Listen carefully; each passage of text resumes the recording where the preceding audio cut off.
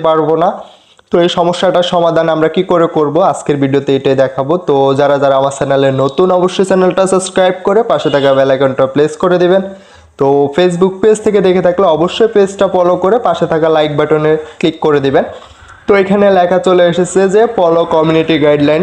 তো এখান থেকে আমরা ফলো কমিউনিটি গাইডলাইন স্ট্রিক খেয়েছি।